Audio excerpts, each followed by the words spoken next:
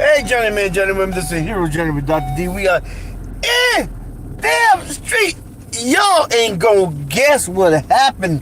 Kind of inspired me, convicted me, and motivated me. What is it? You say, pray tell Doc. Well, this is a Hero Journey with Dr. D. In the streets. Hope to encourage, motivate, to inspire, to educate, helping you get beyond your first move and creating a better mindset today.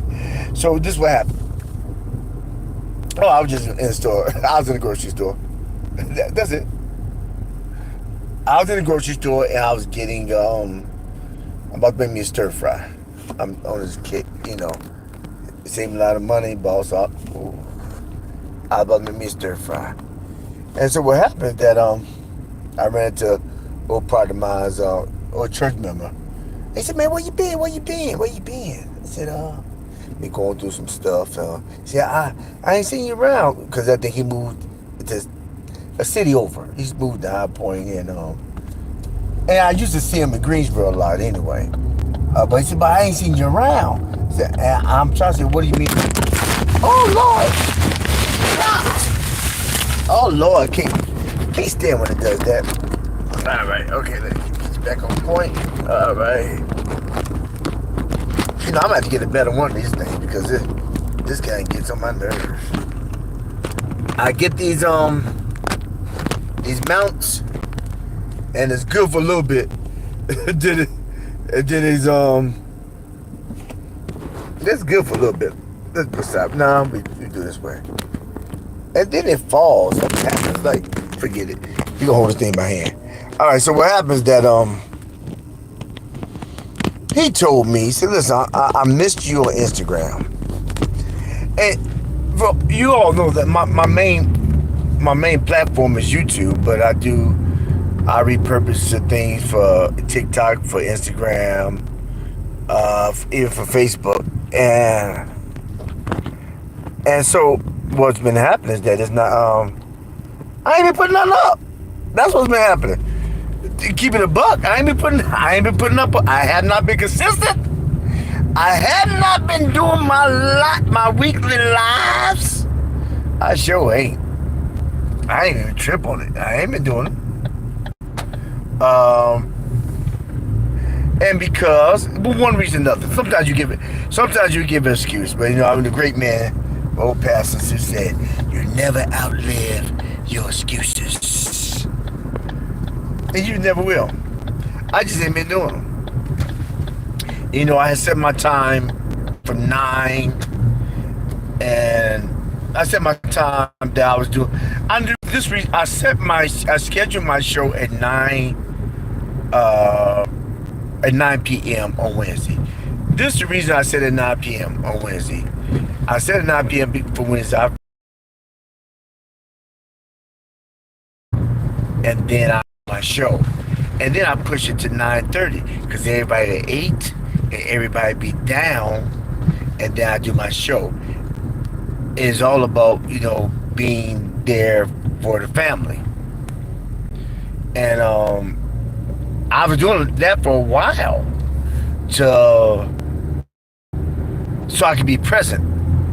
I was never going right and doing. I think one time I was trying to do a show at 8 o'clock, but that wasn't working. I wasn't working because it was conflict. I was going somewhere, then rushing back home. Then I was missing out. On time with my family. So I determined I changed it to 9:30 so I could be there with my family. And for all that didn't work because sometimes they already ate. And sometimes there's nothing there for, it is what it is. So, but I still try to maintain that time frame. God knows. If anybody see my show, I'll be on there.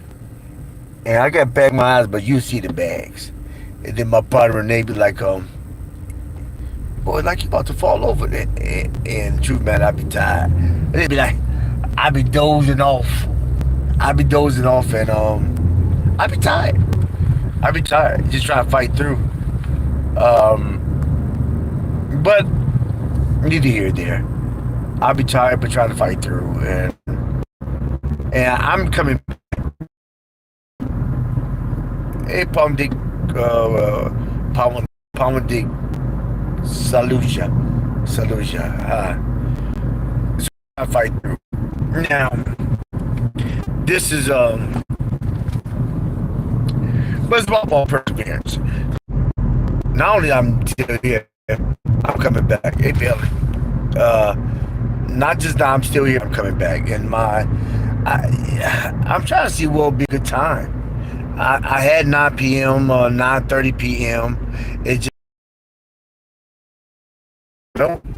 I even know how much you missed until you're gone, and somebody know how much you missed until you're gone, and somebody inquires about you. It kind of makes you feel good. It does. It does. And on this project Metamorphosis on me, and my boy, he is doing the exact same thing for himself, going through some things that actually just restructure himself, and it makes a difference. It makes a difference. When you hear somebody say, "I missed you," and a lot of times you want to be missed, and sometimes you don't think it mattered. And sometimes you don't think anybody's listening. So I tell you all, when I'm on my shows and stuff, please just say something. It's just say something, because it makes some stuff that I did a research on, and I put the time in to actually put it out there. I just want to know if I'm affecting anybody. Yeah, I remember my old pastor said, I don't think he says it. I think I heard the preacher say it. Your misery becomes your ministry, and it's not what. And I've heard this also. And I know this from experience. It's not what you do, it's how you do it.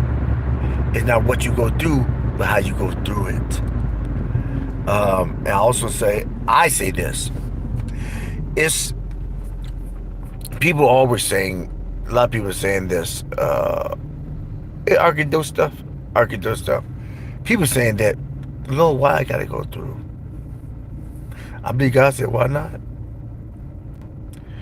Because in order to get through, you got to go through. But who really wants to go through? Who volunteers? Oh, me. Next, I want it. I want a little bit of hell. No, nobody really wants that. Nobody really wants to desires that as a dopamine hit, so to speak, because it's not a hit. It's the experience that builds perseverance when you go through a trial. You count on.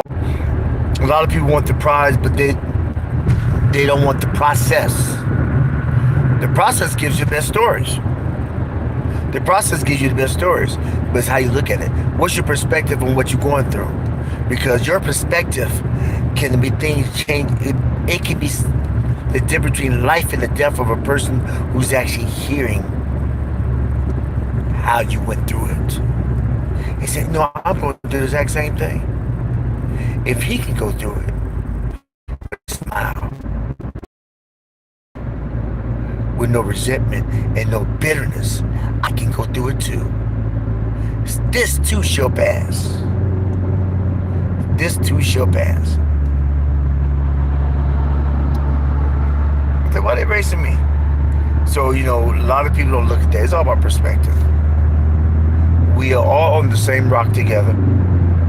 We all have specific purpose. But people don't want to get through. I believe all trials, all situations are there to make you stronger and to build character. They're test worthy. No, are you test worthy? That's the question. Are you test worthy? Can you stand the trials of the storm? Or is you just all wet? Can you stand the trials of the snow, the rain, the sleet? Can you stand the rain? But I know every day I get up vertical is my golden life to always keep moving forward and never look back. Why? Because life is just too short to live looking in the rearview mirror. And easier said than done, because so often I look through the rearview mirror, right? I start hashing out all the stuff I wish I could have, should have. I start hashing out, and this is what I do. I start talking about what they did, she did to me, and how could they do this to me, and why they do it to me. And I believe God's like, why not? They did it to Jesus. Why couldn't they do it to you? But they did much more to him. Why can't they do it to you? They say, can you implement the rules in the playbook? I said, what are you talking about? It says, cast down every imagination, every high thing that exalts itself against the knowledge of God, and bring into captivity every thought unto the obedience of Christ. Bring. That's the rub. Because a lot of times we're thinking that we have to bring out no, God's gonna work it out. He's gonna work it out. He's gonna bring it. He's gonna come down from the heavens and just make it do what it do. But God said, I put it into you. I put it in you to do. But he said, I don't believe. But he said, but Zacchaeus said, Lord, I believe, but yet help my unbelief. He realized that he still lacked in some areas of faith. And he wanted to have more. See, the biggest thing is that it's not about having faith in others. I think we fall short of having faith in ourselves. I do, at times. And how do you know, how can you know a person has faith in your faith? How do you know in yourself if you lack faith in yourself? Well, your failure to do things. Or more importantly, your failure to follow through on things for yourself. Now, have you ever found yourself so ingratiated in another person's life, or people that you forget about your own? I think a lot of women say this, but it happens to men as well. It's where I lost myself in my marriage. I lost my very being. But you know, it happens to men as well. And you don't realize you're doing it because you're doing it for the good. But I think what happens to men when they become truly alert of what they have lost is when the spouse or the fiance or the girlfriend, whoever in their life has left. So when they leave, then they are forced to deal with themselves. It's not working toward anybody else's benefit. It's about working toward your own. And some people may say that may be selfish. But how's it selfish putting yourself first? And this miscalculation of the scripture. It said, well, you need to love your wife like Christ loved the church. Christ died for the church. All you ask your wife to is just submit to the vision that they vow to submit to on the altar. When you vow to submit to your husband on you vow to submit to the vision as well. But so often when marriages get in situations where somebody's in somebody else's ear, and sometimes not even somebody else's in your ear, it's your imagination, it's your thoughts that affect how you respond. And see, all your thoughts are not holy. All your thoughts are not right. Just because you think don't mean it's right. I would venture to say, don't trust your thoughts. Trust the word. That's why it says, cast down every imagination, every high thing that exalts itself. Cast down that exalts itself against the knowledge of God. So if it needs rebellion, if it needs contrary to the word of God, it's just because you feel a certain way. You need to get out your head, because it's going to destroy your life. It's going to destroy your family. It's going to destroy you. And you're going to think that, and you're going to project it that it's somebody else, but it really wasn't. If you not had a discipline, you did not have the discipline in your thought life. We all work toward it. I think ideally, we all supposed to be working toward having discipline in thought life, because as a man thinketh, so is he. But the thing is, what are you thinking about? And more importantly, why are you thinking about it? Whatever. Look at what you take in through your eyes. Look at what you take in through your ears. Look at what you read. Look at what you digest regularly. Not through your mouth. The eyes of your ears. And then look at your response. Look at the people you're around. Just observe your surroundings, and you'll see why you think the way you think. Yeah, people don't take time to think about what they think about, and then think about where it came from. That's the big thing. Where did all this stuff come from? Well, it's so I'm at a point in my life where I'm double nickel. Hey, my birthday was last weekend, and double nickel, and I ain't got that much time, so I got focused on what God has put into me to push out. And when my boy Delty, when he came to me saying, I haven't seen you around in about 7 months. Now, he seen me around prior to 7 months. It's just that the algorithm hasn't sent like my Instagrams, and I wasn't consistent. I was consistent in December. December, January. Wait. December, January, February. This is August. Oh yeah, January, February. I still generally consistent. I thought I was. Maybe I wasn't as consistent as I thought I was, because prior to that I was very consistent. But because I had a date on February, so I was, he's right. I have not been consistent and evident in what I've not been showing. Okay, it is what it is. All you do is move forward. So I encourage everybody, I implore everybody to, when you think about what you don't have, think about what you do have. If you think about somebody departing your life, think about who stayed. And when you start to get down about, man, everybody left, look in the mirror and realize you're still here. So if you can love yourself and you're still here, you got your whole world at your disposal. But it's on you. You only got one life to live, and only you can live it. I believe that. You have one life to live, but only you can live it. So what are you doing with what you have? Are you wasting time? We all waste a little bit. Why are you wasting all of it? Time waits for no man.